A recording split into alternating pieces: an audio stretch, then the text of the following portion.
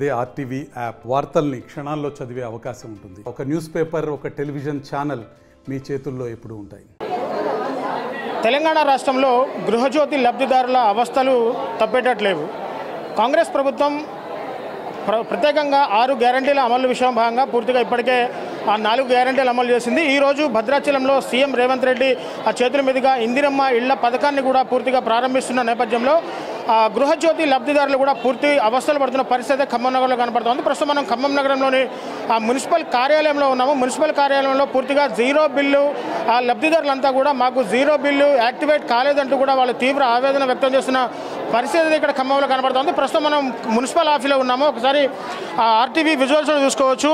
Zero bill అమలు కాని లబ్ధిదారులంతా కూడా మరోసారి అప్లికేషన్ చేసుకోవాలని చెప్పి ఇప్పటికే అధికారులు చెప్తుండటంతో ఒకేసారి పెద్ద ఎత్తున మున్సిపల్ కార్యాలయానికి విచ్చేసి ఆ జీరో బిల్లులకు సంబంధించి ఆ గతంలో వాళ్ళు ప్రజాపాలన దరఖాస్తు చేసుకున్న ప్రజాపాలన స్లిప్, అలాగే వాళ్ళ Aadhaar card, ration card, current bill అవన్నీ తీసుకొని కూడా మరోసారి అప్లై చేయడానికి అయితే ఒకేసారి అంటే వందల సంఖ్యలో రావడంతో ఒకసారిగా ఇక్కడ అవస్థలు అయితే తప్పట్లేదు. పూర్తిగా 3-4 కౌంటర్లు ఏర్పాటు చేసినప్పటికీ ఇక్కడ ప్రజలు అంటే ఎక్కువ మంది లబ్ధిదారులకు జీరో బిల్లు యాక్టివేట్ కాకపోవడంతో వాళ్ళ తీవ్ర ఆవేదన వ్యక్తం చేస్తూ ఉన్నారు. కాంగ్రెస్ ప్రభుత్వం అంటే ఆ సర్కారు ఎప్పటికే కొత్త పుంతలు తొక్కుతున్నా కానీ అధికారులు మాత్రం వాళ్ళ తీరు మార్చుకోవడం లేదు. అందరూ జీరో బిల్లులు కొంతమందికి ఆ జీరో బిల్లు వచ్చినా మరికొంతమందికి జీరో బిల్లు రావట్లేదంటే చెప్పేసి కూడా లబ్ధిదారులు తీవ్ర ఆందోళన వ్యక్తం చేస్తున్న పరిస్థితి కనబడుతూ ఉంది.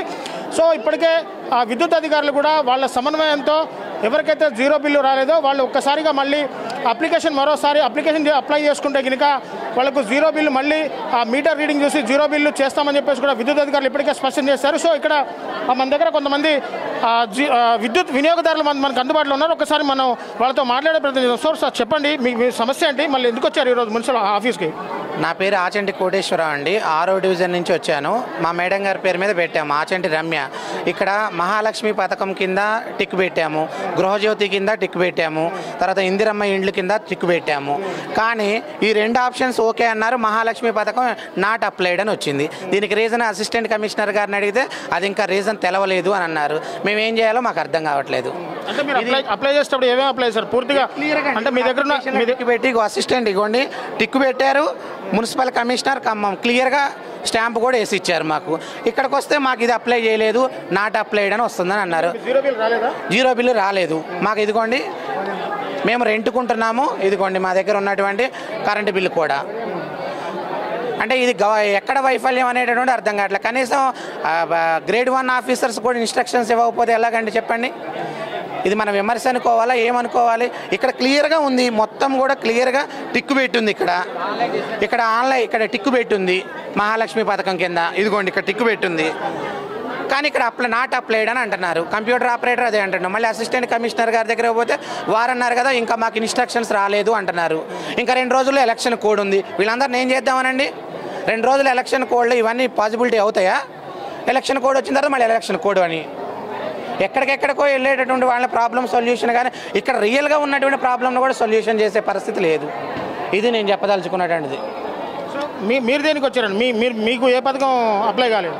Zero current bill, zero bill apply చేసినాం కూడా. ఇది ఇంతవరకు రెస్పాన్స్ ఇప్పుడు తీసుకపోతే దీన్ని ఆన్లైన్ కాలేదు అంటున్నారు.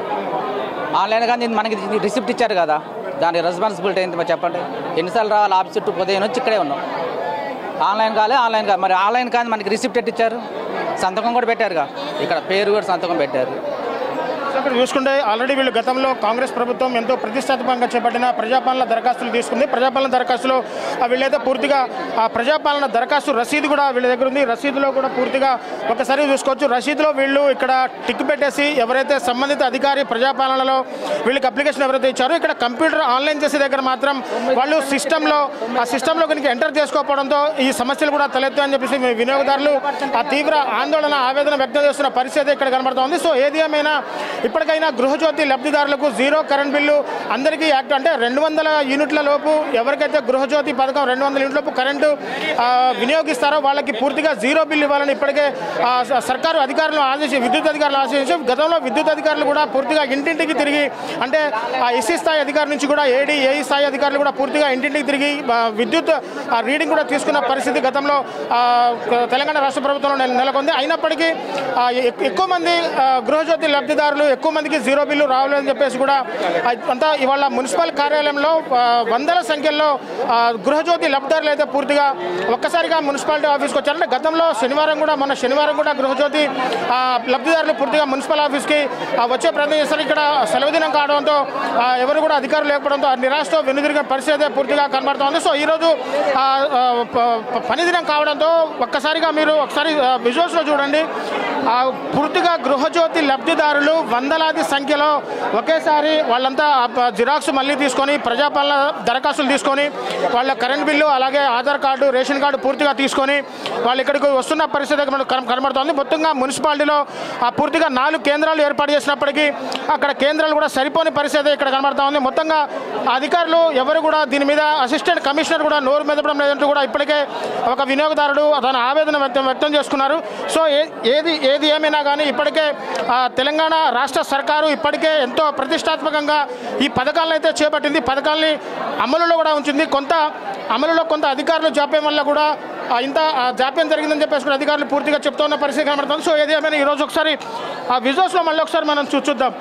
1 కాదు 2 కాదు పూర్తిగా 4-5 కౌంటర్లు కూడా ఏర్పాటు చేసినప్పటికీ ఇక్కడ ఎక్కువ మంది గృహజ్యోతి వినియోగదారులు జీరో బిల్లు రాలేదంటూ కూడా ఎక్కువ సంఖ్యలో కూడా లబ్ధిదారులు కూడా పూర్తిగా ఒక్కసారిగా ఎక్కువ శాతంలో ఇక్కడ మున్సిపల్ కార్యాలయానికి రావడం జరిగింది. సో వాళ్ళు తీవ్ర ఆవేదన వ్యక్తం చేస్తున్నారు. అసలు ఏం చేస్తే మాకు జీరో బిల్లు వస్తుందంటూ కూడా వాళ్ళు తీవ్ర ఆవేదన వ్యక్తం చేస్తున్న నేపథ్యంలో ఇప్పటికే సర్కారు వాళ్ళకు క్లియర్గా విద్యుత్ అధికారులు కూడా వాళ్ళకు క్లియర్ కట్ ఇన్స్ట్రక్షన్ ఇస్తున్నారు. ఒకవేళ మీకు జీరో బిల్ కనుక యాక్టివేట్ కాకపోతే మళ్ళొకసారి మీ ప్రజాపాలన దరఖాస్తు తీసుకుని మళ్ళొకసారి మున్సిపాలిటీ ఆఫీస్లో హెల్ప్ డెస్క్లు ఏర్పాటు చేస్తాం.